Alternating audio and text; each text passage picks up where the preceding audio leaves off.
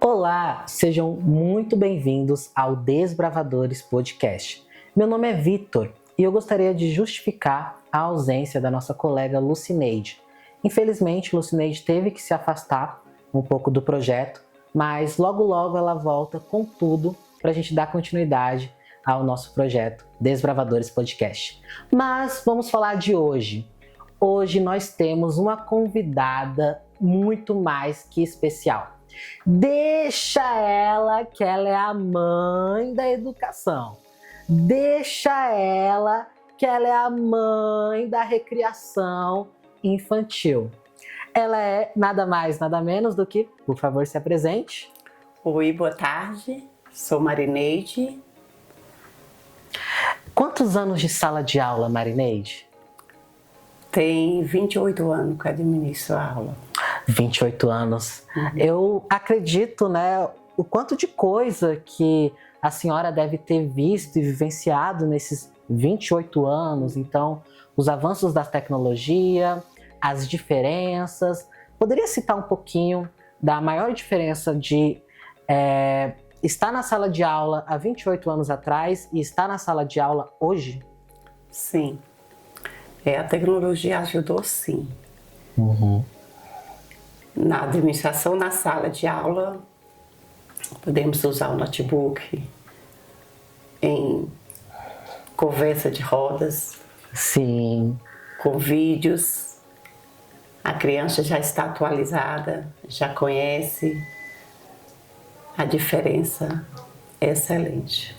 Então, você acha que a tecnologia veio aí para somar na vida do professor, Exato. né? Tirar o mimeógrafo, Exato. o cheiro de álcool, por algo mais prático, né? Sim, sim. E eu queria saber também um pouquinho da sua história. Por que essa profissão? Por que ser professora? O que te motivou a isso? Foi uma escolha. Sim, claro, né? Com amor. Na época, não existia outras opções. Para ter aqui dentro da minha cidade, só tinha o magistério. No caso, os pais tinham que levar os filhos, encaminhar para outros lugares, outras cidades. Por exemplo, Conquista, Salvador, Itabuna. Quando, naquela época, meu pai não tinha condições de deslocar daqui para mim estudar em outra cidade. E aí foi uma escolha, mas com amor. Entendi. Então, acabou que era a possibilidade que estava ali naquele momento, né? Sim. O magistério. E até uma diferença, né, que eu vejo, porque hoje em dia a gente tem não só faculdades, polos em Belo Campo, mas Sim. também acesso a transportes públicos que podem levar os alunos, enfim, para suas respectivas faculdades. Então, acabou sendo algo imposto ao primeiro momento, mas que acabou se tornando sua paixão, né? Não é à toa 28 anos aí de escola. Sim. Você poderia contar alguma curiosidade ou algo que as pessoas não saibam sobre os professores? Sim. Há uns anos atrás, não existia computador, existia mimeógrafo. Sim. Nós digitávamos, não tinha como digitar, escrevia o aparelho antes era mimeógrafo. E aí tinha uma matriz, fazíamos as avaliações na matriz, aí que passava no mimeógrafo, do mimeógrafo que gerava as avaliações. Interessante, né? E hoje nós temos a tecnologia aí com um avanço excelente, né? Como é importante na educação. Como nos possibilita um mundo de coisas, né? Nos possibilita ter essa conversa e postar na internet para várias pessoas terem acesso. Possibilita uma pós-graduação. Exato. Né? Possibilita, inclusive na época da pandemia, né? Os professores tiveram que reaprender a ensinar através das videoaulas. Queria que você falasse um pouquinho desse período pra gente. Na minha época, quando foi o magistério, não tive a opção de como escolher. Tive que estudar o magistério e aí com um determinado tempo que aí fiz a faculdade, tive a pedagogia e aí dei o regresso na sala de aula. Bacana. E como a gente viu agora, né, no Enem, o tema do trabalho da mulher que não é remunerado. Não é exatamente esse o nome, mas é basicamente, esse foi o tema do Enem, né? O trabalho da mulher que é invisibilizado em casa. E eu queria conversar um pouco sobre isso, como é conciliar o seu trabalho de professora, né, que é um trabalho que exige bastante, exige uma atenção máxima aos alunos, e também o seu trabalho como dona de casa, em casa, com os familiares, com a casa. Como é conciliar isso? Dá conta? Sim, a organização. Aí agenda tudo direitinho, programa certo, aí você administra a casa, administra a aula, e aí, como se diz, a mulher saiba, né? Sim. Tem que ter o controle. Tudo agendado, tudo dá certo. Tudo dá certo. Sim. E fala um pouquinho também como é o processo, porque muita gente acha que o professor vai lá no horário de aula, dá aula para o aluno, depois acabou a aula, vai embora para casa, acabou o trabalho. Mas não é bem assim, né? Tem as questões dos planos de aula, das reuniões pedagógicas, a fofoca pedagógica. Queria que você falasse um pouquinho sobre isso. Sim, existe ali os projetos, né? Sim. As reuniões que o professor tem que participar, além dos projetos que nós fazemos, os ACs que tem, como segundo a sua fala, as fofocas, né? Tem que ter a aula, tem que ter o projeto. Né? Você tem que planejar a aula para você ir para uma sala de aula administrar uma aula. Você tem que ter o plano de aula para você administrar a aula. Sim. Então, Neide, como a senhora disse, né? 28 anos de sala de aula, acredito que já esteja aí caminhando, né, para aposentadoria. E qual é essa expectativa de, depois de tantos anos, deixar a sala de aula? Na verdade, é gratificante, né? Uma gratidão, e foi importante, é importante, porque o que eu faço é com amor. Eu sei que eu vou sentir muita falta da sala de aula, porque na verdade quando chega as férias, a gente fica, quando chega o dia determinado do retorno, a gente sente falta daquilo ali. Então eu sei que vai ser difícil para me adaptar. É uma nova vida, né? Sim, uma nova rotina. Sim, vai ser tudo diferente, né? Sim. Tudo diferente. E a gente acostuma com tudo. Né? A sala de aula para mim é importante. Gosto, faço com amor, com dedicação. Existe obstáculo, existe, né? A gente sabe, tudo hoje tem, mas eu gosto mesmo. A senhora falou sobre a questão do obstáculo, né? Sim. Que existe obstáculo e a gente sabe que existe vários na educação. Para você, hoje, qual é o maior obstáculo da educação infantil em Belo Campo? Qual é o maior obstáculo que você acha que isso deveria ser repensado, ser feito de uma forma diferente? É a educação que vem de casa das crianças? É o uso excessivo das telas? O que é que... Um dos obstáculos, eu sempre comento com as minhas colegas, que é a parceria. Que hoje em dia são poucos que têm família e escola. E com a parceria família-escola, a educação vai longe. Sim. Mas tem que ter, ajuda muito, porque a escola não caminha só e nem a família caminha só sem a educação. Sim, até existe um livro chamado O Poder das Conexões, que fala justamente sobre isso. O quanto as conexões, inclusive da família com a escola, é importante para a formação, né, da criança, é importante para tudo nessa vida, né? Sim. As conexões que fazem a gente conseguir ser quem a gente é, senão não vai. E falando em conexões, eu gostaria muito de agradecer a todos os nossos patrocinadores, todas as pessoas que fizeram esse podcast ser possível.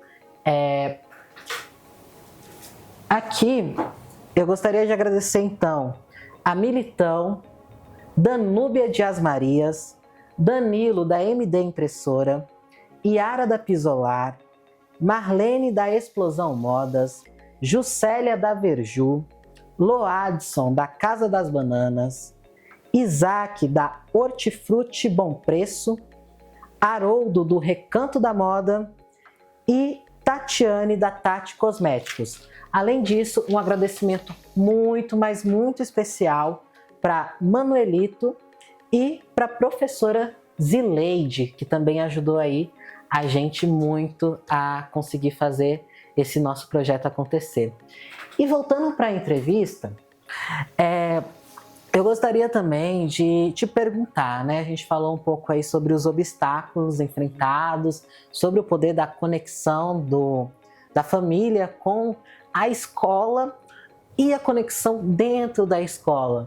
Eu queria saber um pouco sobre isso, a conexão entre professoras, a conexão entre professores, a conexão entre a gestão escolar, a importância disso para ter um ambiente saudável, um ambiente bom de trabalhar. Eu queria saber sua opinião sobre isso.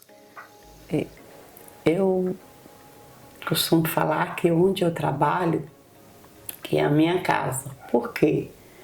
Porque temos profissionais excelentes, administração, gestor excelente, as minhas colegas são boas, são excelentes também, uma excelente merenda, a merenda boa, alimentação exemplar. Eu posso confirmar isso porque eu estagiei lá e a merenda, gente, é um negócio que eu fico assim, na minha época não tinha isso, dá uma alegria, né? Mas dá um pouquinho de revolta também, porque na minha época não tinha. As crianças passam bem de alimentação, né? É sopa de mandioquinha com carne seca, é pão com molho de tomate e mussarela, o que mais? Tortas, né? Tem tortas de frango, o negócio é bom na alimentação. Alimentação excelente. A higienização. Sim. Fala, né? Tudo muito bem limpo. O campo lá de trabalho é bom. Excelente. Sim. É um lugar que quem é um exemplo, passa pela creche sabe o quanto que eu estou falando. Sim. De tudo, né? De tudo. Das pessoas, do local. Olha, lá falamos do... Não tem diferença, né? Mas falamos da cozinha, dos porteiros, das zeladoras, professores. Falamos da gestão. Sim. Excelente. E quando existe essa harmonia, né? Quando existe essa conversa, quando existe esse afeto mesmo, olhar para o outro e enxergar alguém igual. Eu acho que é isso também que faz uma diferença tremenda e enorme. E eu acho também, falando de um outro lado, é isso que a gente está precisando no mundo. Sim. Essa conexão, esse afeto, esse querer o bem sem olhar a quem, né? Trazendo um pouquinho da minha experiência, né? foi algo que eu fiquei muito admirado e que eu cheguei em casa falando para todo mundo quando houve uma palestra, né, uma formação de professores na creche. E eu já tinha estagiado há um tempo atrás e eu tinha retornado lá para poder fazer, né, essa formação. E reencontrei você, reencontrei Tia Adri, reencontrei Simone, várias pessoas ali. E era um afeto de tipo, olha, tô torcendo por você, espero que você consiga algo e tal. Algo que a gente quase não vê hoje em dia, né? Então eu acho que isso também faz toda a diferença, né? Exato. Realmente, Vitor, faz a diferença mesmo. Sim. E quais foram as suas experiências de trabalho antes da creche? Por onde a senhora passou? Ensino médio. Ensino médio? Sim. Eita lasqueira! Ensino médio. Aí me identifiquei muito na alfabetização. E aí estou até hoje. Na alfabetização. Sim. No ensino médio, o que a senhora lecionava? Era geografia. Geografia.